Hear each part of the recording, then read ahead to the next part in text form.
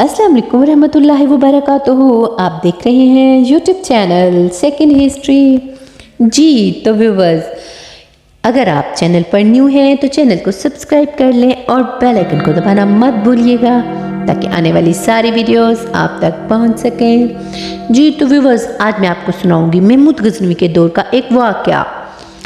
कहते हैं महमूद गजनवी का दौर था। एक शख्स की तबीयत नासाज हुई तो वो तबीब के पास गया और कहा कि मुझे दवाई बना के दो। तबीब ने कहा कि दवाई के लिए जो चीज़ें दरकार हैं सब हैं मासवाए शहद के। तुम अगर शहद कहीं से ला दो तो मैं दवाई तैयार किए देता हूँ। इत्तेफाक से मौसम शहद का नहीं था। इस शख्स ने हकीम से एक डिब्बा लिया और चला गया।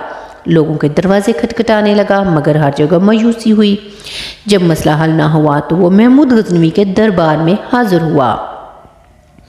वहाँ अयाज ने दरवाज़ा खोला और दस्तक देने वाले की रुदाद सुनी। इसने वो छोटी सी डिबिया दी और कहा कि मुझे इसमें शहद चाहिए। अयाज ने कहा आप तशरीफ़ रखिए, मैं बादशाह से पूछ के बताता हूँ।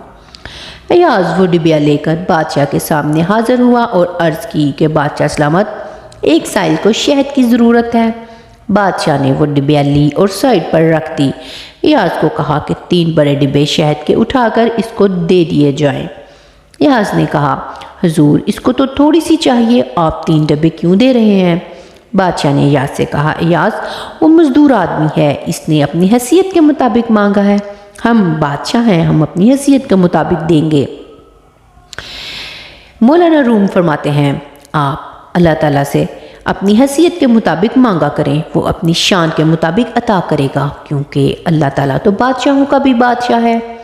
बेशक व्यूवर्स, कैसी लगी आपको आज की स्टोरी? उम्मीद करती हूँ पसंद आई होगी।